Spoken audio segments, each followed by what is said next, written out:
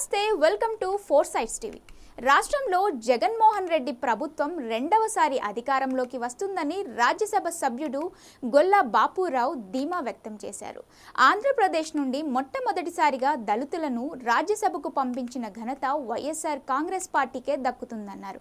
రాష్ట్రంలోని ఏ నియోజకవర్గంలో ప్రచారానికి వెళ్లినా ప్రజల నోటి వెంట జగన్మోహన్ రెడ్డి పేరు మారు మ్రోగుతోందని అన్నారు. వ్యక్తిగతంగా జరిగిన హత్యలను పార్టీలకు ఆపాదించవద్దంటున్న రాజ్యసభ సభ్యుడు గొల్లా బాపురావుతో మా వైజాగ్ ప్రతినిధి చందు ఫేస్ టు ఫేస్. దళితులని రాజ్యసభకు పంపించినటువంటి ఏకైక పార్టీ వైఎస్ఆర్ కాంగ్రెస్ పార్టీ అంటూ కూడా చెప్తున్న పరిస్థితి అయితే చూసుకోవచ్చు. మనతో పాటు గొల్లా బాపురావు గారు ఉన్నారు, రాజ్యసభ సభ్యులు. వారిని అడిగి మరిన్ని విషయాలు తెలుసుకునే ప్రయత్నం చేద్దాం. సార్ నమస్తే సార్, చెప్పండి, దళితుల్ని రాజ్యసభకు పంపించినటువంటి ఘనత వైఎస్ఆర్ కాంగ్రెస్ పార్టీకే దక్కుతుందని మీరు అంటారు. దీన్ని ఏదైనా చూసుకోండి.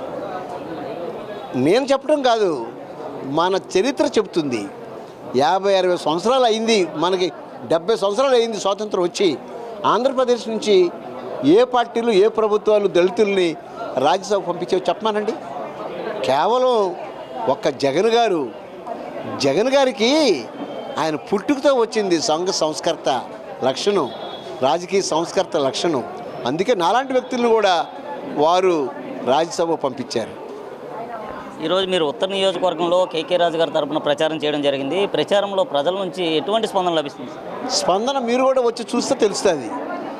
అక్క అమ్మ తాతలు కాదు, చిన్న పిల్లకాయలు కూడా జగను ఫ్యాన్ అంటున్నారు. This is the truth I'm telling. ఎందుకంటే జగన్ గారు ఇచ్చినటువంటి ఈ యొక్క కార్యక్రమాలు పథకాలు అద్భుతం.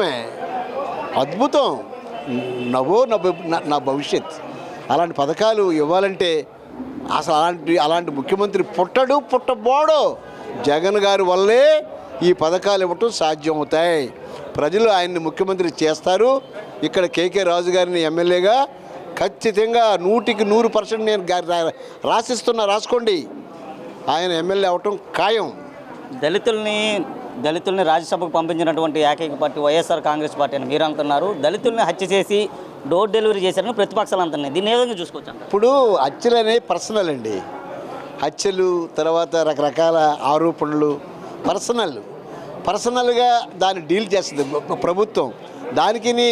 ప్రభుత్వానికి అంటగడితే ఎలాగా? ఇప్పుడు సపోజ్ నువ్వు ఏదైనా నన్ను తిడితే అది పార్టీకి మనం అంటగట్టొచ్చా? అది కరెక్ట్ కాదు. ఓకే, అటువంటి వ్యక్తిని పార్టీలో ఉంచుకున్నారు అనంతబాబు అని చెప్పేసి కూడా ఖచ్చితంగా. ఇప్పుడు అనంతబాబు లాంటి వాడికి ఓట్లు లేకపోతే మానేమానండి. నేను కోరేది అది ప్రభుత్వానికి అంటగట్టొద్దని చెప్తున్నా.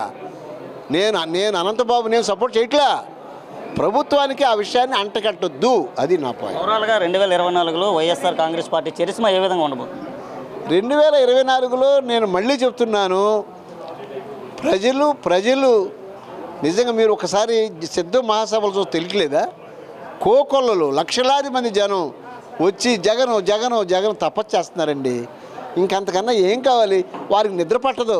ఈ నిద్ర పట్టకపోతే ఈ పవన్ కళ్యాణ్ గారు లాంటి వాళ్ళు ఏదో స్కాములు లేకపోతే కామెడీలు మాట్లాడతారు. ఈ కామెడీల గురించి ఎవరు పట్టించుకోరు. రైట్. 2024లో వైఎస్ఆర్ కాంగ్రెస్ పార్టీ తప్పక విజయం సాధిస్తుందంటూ కూడా రాజ్యసభ సభ్యులు గొల్లా బాపురావు అయితే చెప్తున్న పరిస్థితి. దళితులకి డోర్ డెలివరీ చేశారంటూ కూడా ప్రతిపక్షాలు ఆపాదిస్తున్నాయి. పార్టీకి దానికి ఎటువంటి సంబంధం లేదంటూ, అటువంటి ఆపాదించరాదంటూ కూడా చెప్తున్న పరిస్థితి చూసుకోవచ్చు. ఏది ఏమైనప్పటికీ 2024లో రాష్ట్రంలో వైఎస్ఆర్ కాంగ్రెస్ పార్టీ తరఫున ముఖ్యమంత్రిగా వైఎస్ జగన్మోహన్ రెడ్డి, ఉత్తర నియోజకవర్గంలో కేకే రాజు గారు ఎమ్మెల్యేగా కూడా ఆధిక్యంలో సాధిస్తారంటూ కూడా చెప్తున్న పరిస్థితి. వీడియో జర్నలిస్ట్ ఉదయ్తో Chandu, Four Sides TV, Visakhapatnam.